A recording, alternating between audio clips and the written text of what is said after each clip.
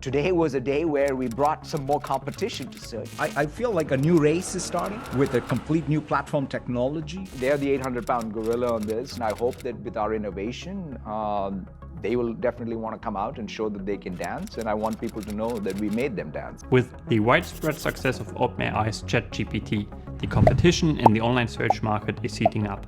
As of December 2022, Google is still the clear market leader and in a near monopoly position with a market share of around 93%, which has even led to 2 separate lawsuits from the US Department of Justice. Microsoft's online search engine Bing, on the other hand, accounted for only 3% of the search market. But Microsoft CEO Nadella just announced that his company will fiercely fight for a higher market share in the coming years. Microsoft will completely overhaul its Bing search engine to integrate AI features such as the capabilities of ChatGPT and will attempt to become the new go-to search engine for internet users all around the world. In fact, Microsoft just signed a new deal with OpenAI that is rumored to be worth another $10 billion. And with Microsoft's deep pockets and OpenAI's cutting-edge artificial intelligence, they might actually have a chance of dethroning Google. So in this video, we'll be taking a close look at both Bing and Google Search to assess whether Bing and OpenAI can actually challenge Google, and we'll take a closer look at an old experiment where a user swapped Google for Bing for a 2-month period.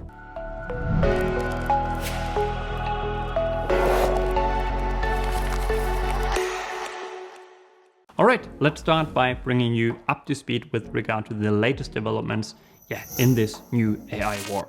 So both Microsoft and Google recently hosted big events in which they shared their latest achievements and ambitions in the area of search. And both companies discussed how they will integrate conversational AI into their search products. So let's start with Microsoft. Only weeks after the Seattle-based company confirmed its plans to invest more billions into OpenAI, the company behind ChatGPT, they revealed that they are going to revamp the search engine Bing and their web browser Edge, which both should now be powered by artificial intelligence. During the event, they showed what the interface would look like, and they announced changes in 4 areas: search, answer, chat, and create. Basically, in the Microsoft Edge browser, you will now have a sidebar or box on the right-hand side of the search results page, in addition to the typical search results. And essentially, the idea is that Bing will try to summarize the answer that you are looking for so that you don't actually have to fight your way through all the links like you would have to in a traditional search engine. Also, the new Bing search engine differs from ChatGPT in 2 ways. First, it's more aware of current events. For example, when you are looking for news regarding LeBron James breaking the NBA's all-time scoring record, the chatbot is fully aware of this recent event and will be able to provide an answer. Also, as you can see in this screenshot right here, Bing is including reference links, so you know where the information is actually coming from, which addresses one of the major points of criticism of ChatGPT. Alright, and then with Chat and Create, Microsoft is aiming at other types of search queries that are much more conversational in nature than your typical information-seeking search queries. For example, you could ask for assistance when it comes to writing emails, blog posts, poems, stories. You can ask it to propose travel plans for specific cities or other types of creative requests. And then once the chatbot has provided an answer, you could actually come up with follow-up requests. Microsoft allows you to choose the tone, the format, and the required length. And of course, you can find all of Microsoft's demos online on YouTube, so if you want to learn more about the individual features, I recommend you take a closer look at those videos yourself. And as you saw in the clip that I used in the introduction to the video, Microsoft CEO Nadella thinks that the changes Microsoft made here are the beginning of a new quote-unquote race.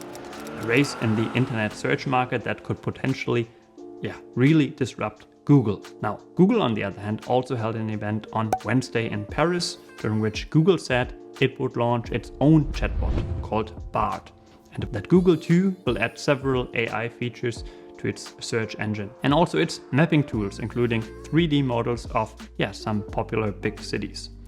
And unfortunately, the new chatbot shared inaccurate information in a promotional video, which led to a critical initial perception of Bard by the public. So, having said all of this, let me know in the comments down below whether you think Microsoft's Bing could seriously pose a threat to Google's core search business. I would argue that there is most certainly some sudden investor anxiety that can be sensed due to the threat posed to Google's search business from a revived Microsoft Bing. I think this is reflected by the share price performance of Google on the day Google's stock ended the day down around 8%, losing more than $100 billion in market value. But I think there are a couple of things worth highlighting here and thinking about. I'll focus on 4 things that I think you should be aware of.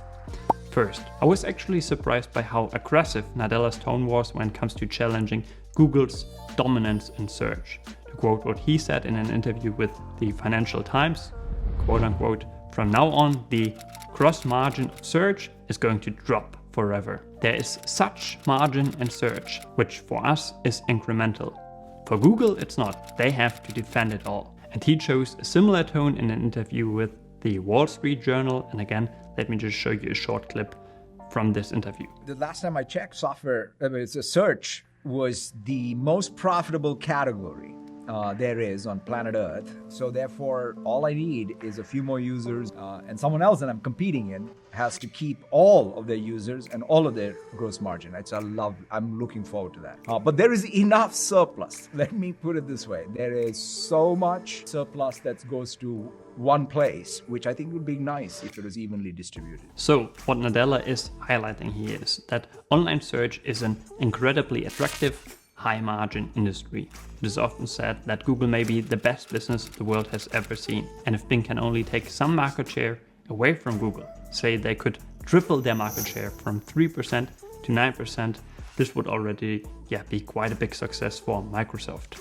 In their 2022 fiscal year, Microsoft generated around $11 billion in revenue from search advertising.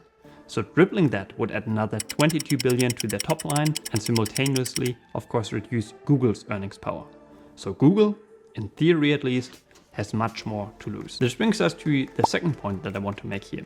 Can Microsoft really undercut Google on price? Or is search much more about users' habits and preferences? I love the way Twitter user Jake Perry put it when he wrote, "Margin is not what search competes on. Bing can't undercut Google on price to get more users because the price is already zero." That's great that they don't care about revenue, but that has no effect on market share. You could argue that Microsoft could display fewer ads, of course, which would lead to a better user experience, which could make people switch over. But what Google has on its side is that the habit of Googling is deeply ingrained in most people's daily lives. The brand name Google has actually become a verb. Don't know something? Just Google it. It reminds me of a famous Buffett quote. The chains of habit are too light to be felt until they are too heavy to be broken. I think at the end of the day, we'll have to wait and see whether Microsoft's AI-driven search tool will be fundamentally better, which might entice users to change their habits. Or whether ChatGPT and its integration into the Bing search engine is not really that differentiated and Microsoft basically just enjoys a first mover advantage right now. It will ultimately not be able to make people switch over. Microsoft is certainly clever about this, as changing your default search engine and installing the Bing search app might give you early access to the new AI-powered Bing. It's their attempt of breaking the habit of using Google all the time. What people have to realize though is that Microsoft already poured billions of dollars into challenging Google in the early days of search and was, of course, as we all know, unsuccessful in this attempt. Apple too was also reportedly working on an online search engine to compete with Google, but was never able to pull it off.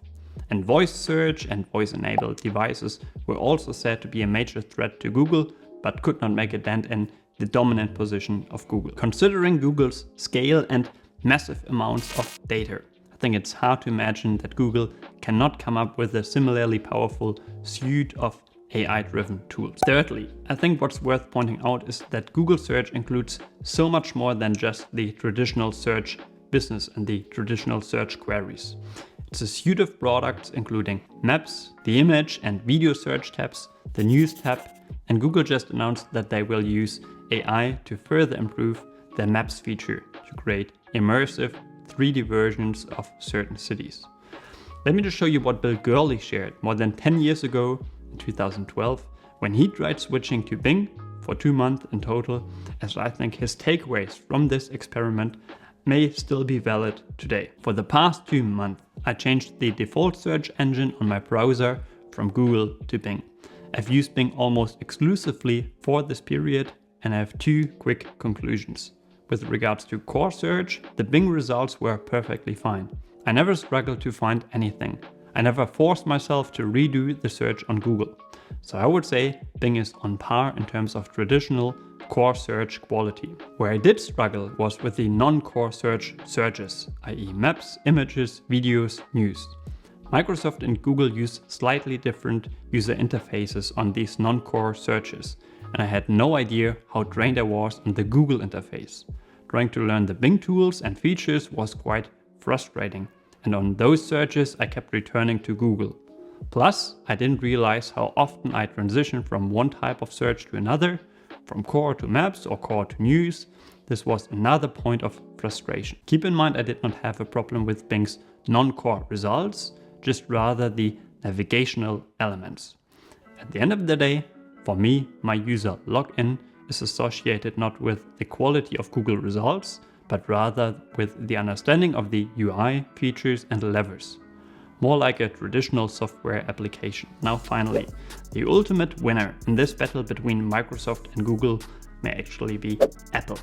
Google is estimated to be paying $50 billion a year to Apple to be the default search engine on Safari, and the new competition in the space and Microsoft's willingness to spend billions on this business war may lead to Google having to pay significantly more to remain the default search engine on Apple devices. This brings me to my conclusion. I think at the end of the day, users will have to decide which product they will prefer. Will Bing really be a significantly better and more convenient search product? If so, yes, the most recent developments might actually pose an existential threat to Google. However, one also needs to ask oneself, even if Bing is a superior search engine, do people actually really care and will they switch over? Or are the chains of habit already too heavy to be broken?